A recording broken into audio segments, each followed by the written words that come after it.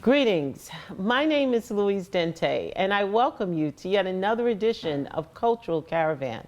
On this edition, we're joined by two distinguished guests as we talk about the legacy, the continuing legacy of the Honorable Marcus Mosiah Garvey.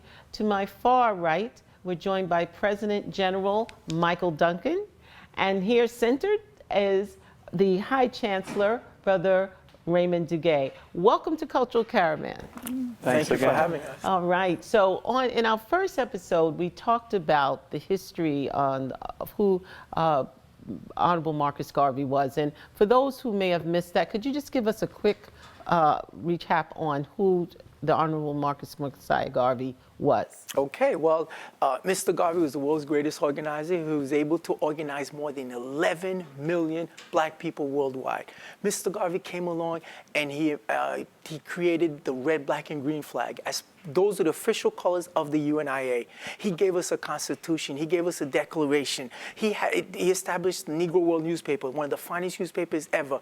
And then to cap it all off, Mr. Garvey he sells us to ourselves. He lets us believe a better day is coming. And how does he do that? By being able to create the Black Star Line Steamship Corporation and the Negro Factories Corporation, where he looked at our conditions and he said, unless we pull our resources together, come together, sacrifice, work towards the upliftment of ourselves, and we look at ourselves as one body, we'll never get anywhere. So he was able to amass a great amount of wealth, so much that, believe it or not, Sister Louise, the first 5 black FBI agents, and they were called BOI, Bureau of Investigation, they were hired, the first 5 black, to infiltrate and destabilize Mr. Garvey's movement. So before COINTELPRO, it was an effort to crush Mr. Garvey. So eventually, they were able to remove Mr. Garvey from the United States, but the legacy continues because the conditions continue. Our conditions have not changed. We still are at the very bottom, and we exist to serve others. Africa for the Africans serves as an inspiration to many African nationalists who brought on the feeling, the right, the fight for self-determination. And this is what has brought us here. You know, Malcolm X said it best. Even though it has been 76 years since the Honorable Marcus Mosiah Garvey passed on, Malcolm X says, every time I see an island in the Caribbean, every time I see a country in Africa getting its independence, I know that Marcus Garvey is alive. Brothers and sisters, we have to look around the various countries of Africa and we see the red, black, and green. The ones who are using the red, black, and green and the gold. Sometimes you see it in Ghana, Black Star. You see it in Cameroon.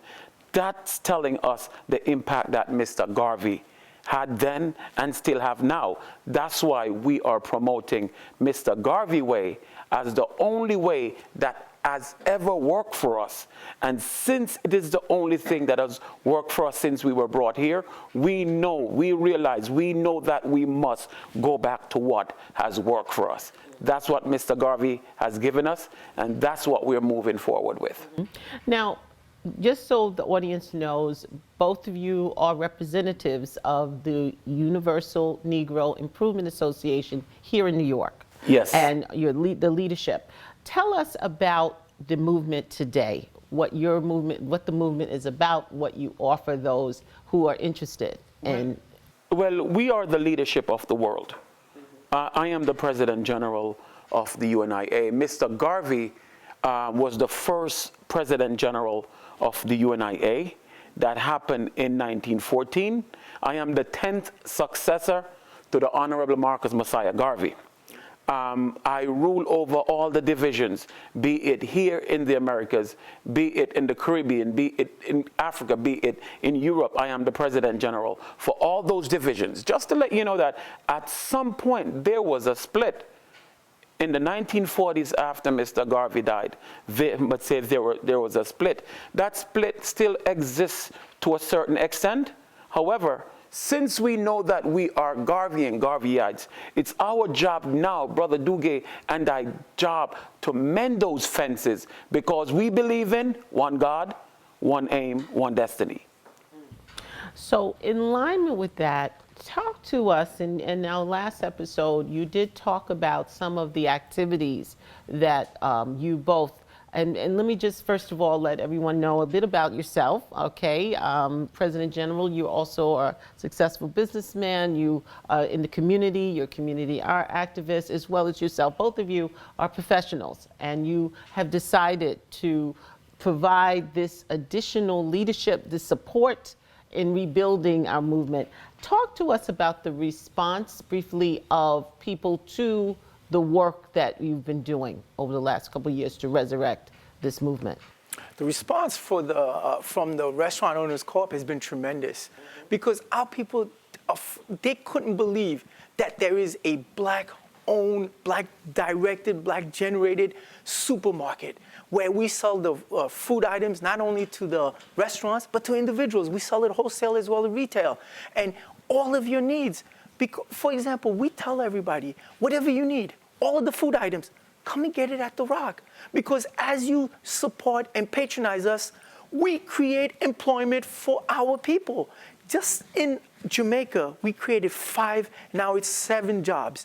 In Southeast Queens, we have about 12 employees. And then we're moving on to Liberia and as well as Haiti. We will create jobs. All of this because in our communities, Sister Louise, Black communities, the dollar goes in at 9, it leaves way before 5. All other communities, and we're talking Ashkenazi Jewish community, we're talking the Caucasian community, and we're certainly talking about the Asian community. In the Asian community, it takes 22 days for that dollar to leave. That 22 days that it spends there, it creates opportunities, it creates employment, and it creates strength and respect. This is what we need to do, and we applaud all of those other communities that do that. The onus is on us. We just need to do it so we can create wealth for our benefit. Sister, the greatest thing is that we realize that we don't need to create anything else. Our ancestors, Mr. Garvey, and our ancestors created everything for us that we need. A constitution, a flag, everything that we need, a system of governing ourselves.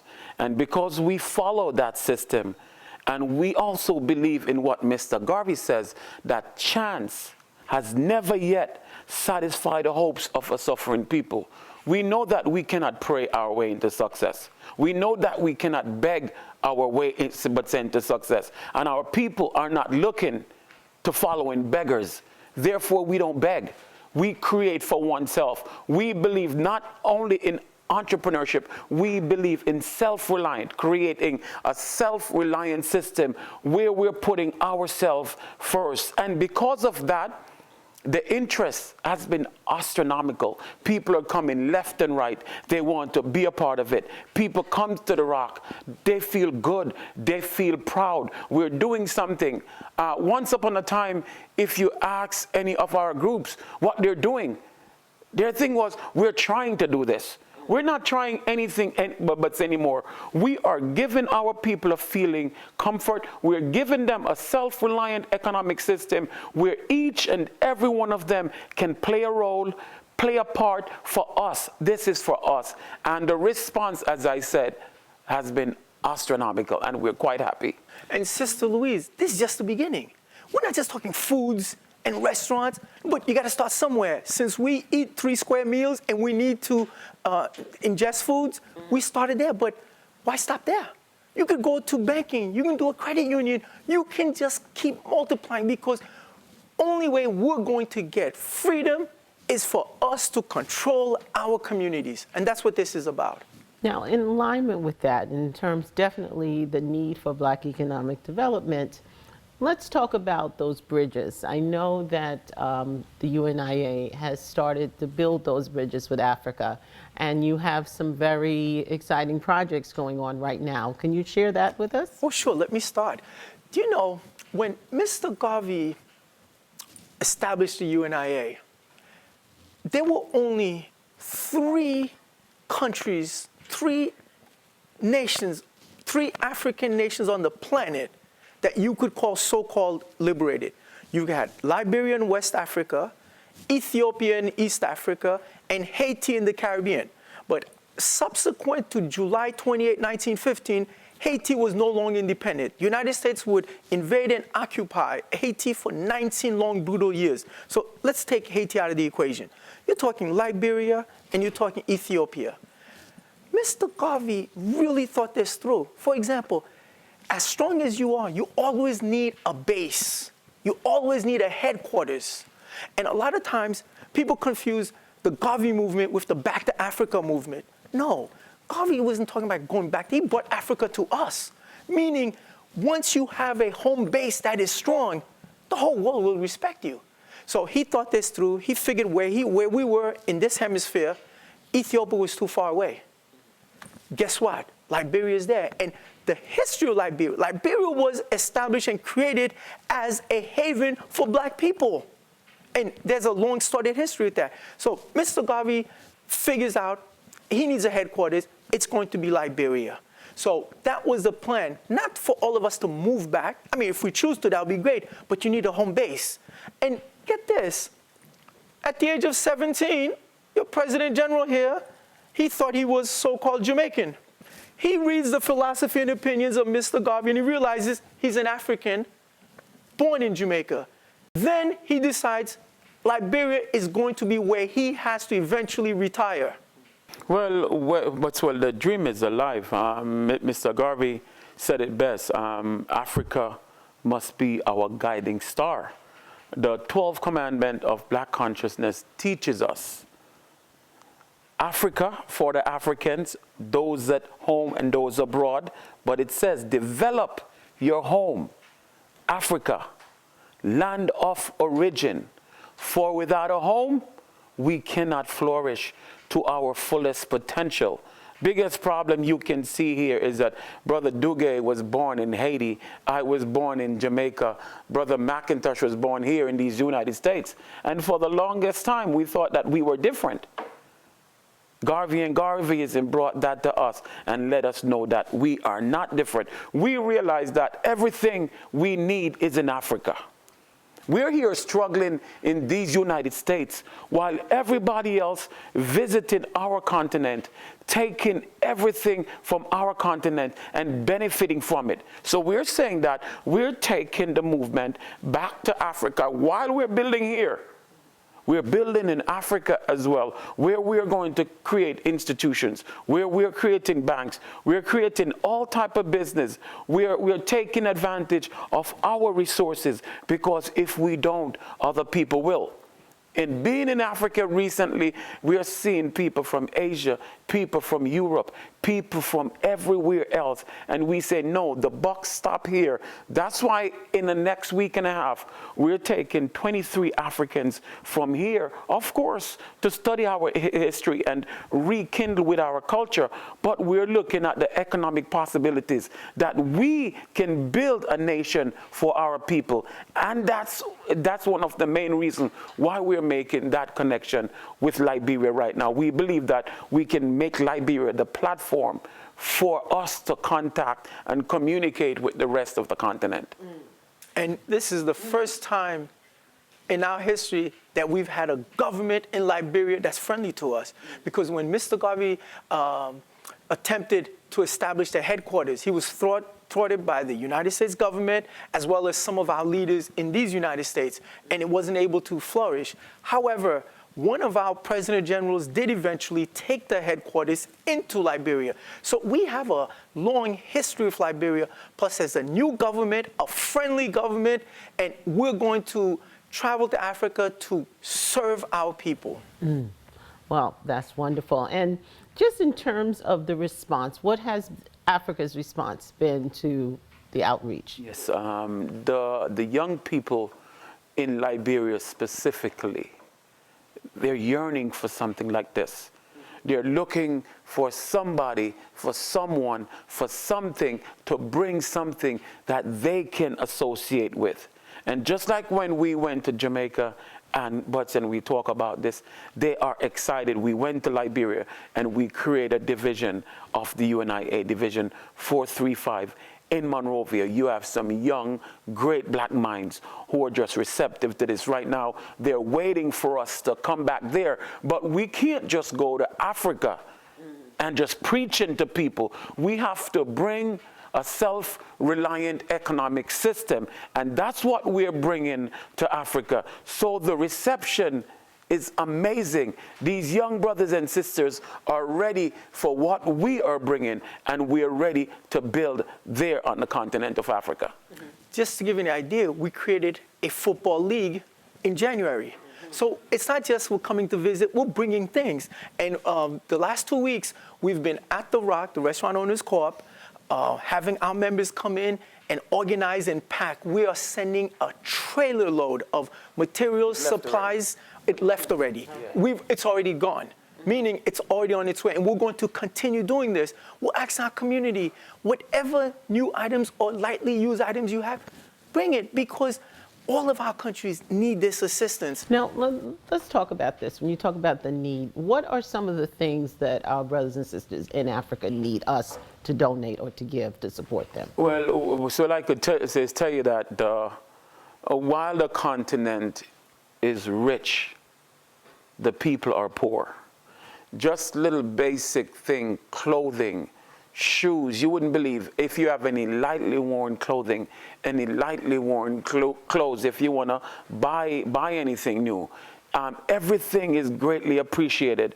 We're taking goods every single day at The Rock. We sent off a trailer last week, and we're continuing that. We start accepting things again. As soon as we get another full trailer, we're sending it again. So anything you have, any clothing, any clothes, toys for your children, bring them to us at The Rock, and we're sending them to Liberia. Okay, so basically people, as long as they're gently used, clean, we can bring it, and then The Rock will make sure that it gets there. But then we're making sure it gets to a source who are going to distribute it, because oftentimes, if you donate your stuff to some of these institutions, they end up selling them.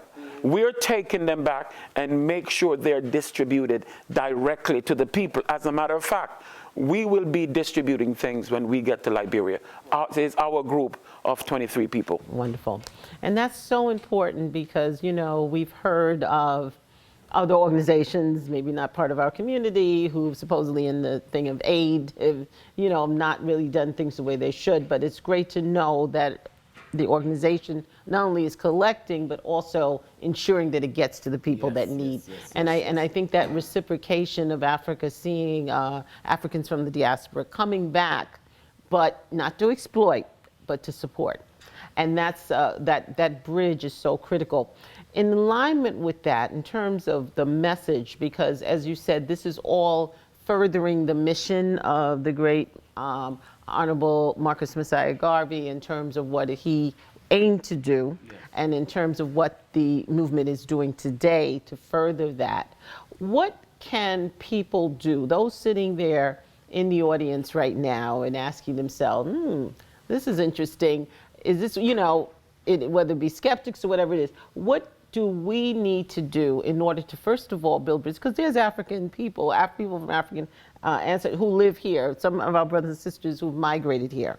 And in some cases, people are not even communicating with them, meaning that some of our African brothers and sisters from West Africa, from East Africa, who live in different parts of New York, stay within their own kind of enclaves. How can we start building those bridges here, as well as continuing them in the diaspora on the continent? This is a question that applies to all Africans, not just the ones from the continent, Africans from the United States, Africans from the Caribbean. First of all, we need to organize ourselves. We need to join an organization. Unless you organize, let me say this, Sister Louise, no matter what can be said about the intentions of people, people do things, or they exploit, or they take advantage of you. It doesn't have to be for any reason. They do it because they can. They have the power. And we're not in a position to prevent it because we don't have the power to prevent it. And power is derived through organization. You're going to have to get organized. You're going to have to join any organization. We say, since we need power, and power is through organization, you need to join something, I say join the UNIA. It has the history. It has the track record. Mr. Garvey proved that. He had over 11 million members. He was able to generate so many employment. Do you realize at one point, Mr. Garvey had a payroll of 10,000 Africans on his payroll. About 5,000 United States, 5,000 in the rest of the country. About 1,000 just in New York City. So meaning that we can create things. So what can we tell our brothers and sisters? Join. Become a member of an organization. We say to UNIA. Also, what we're talking about is self-reliance economics. Please support and patronize The Rock. And not only can you buy food, but you can also invest.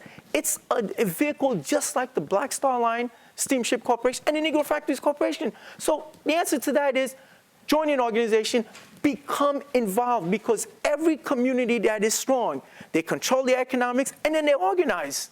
Yeah, but say it doesn't get any simpler.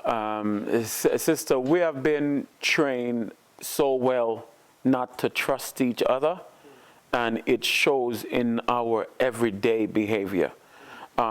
If there's a grocery store selling our grocery, we rather to go buy it from someplace else. And these are some of the remnants of slavery. It's still in our mind. But we're here to make sure we remove that from you. Again, we're here to show our brothers and sisters a system, because to a certain extent, we don't trust, and sometimes we have reason to, but we have to believe in self. And based on what's happening, is for everybody, everyone, to do something. We know everyone can't do everything, but we're asking you, get involved in your community. Do something that can benefit you, your children, your children. Look at the stores that are in your community. Ask if these people will hire your children. Ask if these people will support the school system. Ask if these people will support the churches in the community. If they're not supporting our communities, we shouldn't buy from them. We're saying your dollar is powerful. Think before you spend it. Think before you spend it. And we just want our people to get involved in a self-reliant economic system that's going to benefit us. Well, couldn't be better said, and it certainly is something food for thought for those in the audience who are considering and have thought about and asked those questions as to why. Well, before I go, I just want to give you both one moment to just leave a closing thought with our audience as we move forward. And I want to, again, thank you both for joining us, because it's important, particularly the fact that you've actually created an example. Is one thing a lot of organizations may speak about it, but you both actually are doing something about it. And so that's the best thing that you could show to anybody, that there's actual proof. And just one moment, I'm just going to ask you to just say one word, and then we're going to ask you to share some contact information for those in the audience that may want to find out more about the work you're doing. Oh, let me start. Yes. You know, our conditions, no matter how it's presented, no matter how flowery anyone can say, our conditions have not changed. And it's difficult for us to fathom that. And they will not change unless we make it. Nobody's coming to our rescue. It's not going to happen. We control our destiny. Until Garvey comes along, you almost had to have, and others around you to succeed. Mr. Garvey comes along and says, no, we can do it ourselves. The black skin is beautiful. Buy black, be black. Everything, we have it in our hands. So let's pull our resources and unify. This is the same message that I need to bring. So for your wonderful listening audience and viewing audience, please join us, because no one else is coming to our rescue. Yes, brothers and sisters, we need leadership. We need leadership that knows no price. We need leadership that will stick to a cause only because the cause is right. But most importantly, we need leadership that is honest, and leadership from the ranks of you and I. Brothers and sisters, it's difficult to ask a people who have been trained for 400 years, sister, to follow. But we're saying those of us who possess that special gift of leadership, we need to step to the forefront and lead. You have to realize that if Francois Mackendal did not make that sacrifice in Haiti in 1751, we would have still been in shackles. Finally, sister, when Mr. Garvey was arrested, they say, you have got the tiger. Mr. Garvey said, You have got the tiger. However, my sons, my cubs are roaming. Finally, Mr. Garvey said, when I did what I did, I knew exactly what would happen to me. However, men who are in earnest are unafraid of consequences. We must do what we think is right for our people and then be prepared to face the consequences. All right. And for that, in that note, could you give contact information anyone wants to find out more about your information, about your activities? Okay, let me tell you quickly about the UNIA. We practically meet every Sundays. The first Sunday of the month is in Brooklyn, the first Sunday of the month is in Brooklyn at 1368 Fulton Street at Restoration Plaza. We meet at 4 p.m. The second Sunday of the month, we meet up in Harlem at the National Black Theater, 2031 Fifth Avenue at 125th Street.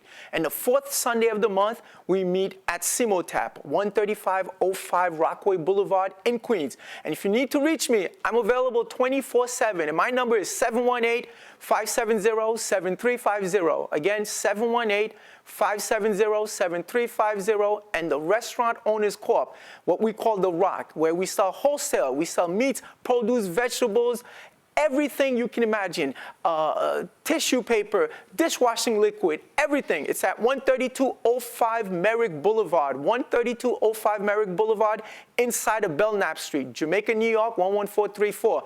Again, my number is 718-570-7350. Thank you. All right. So with that, on that note, I want to thank you both for joining us and certainly sharing some of the great work you're doing. And we look forward to having you back.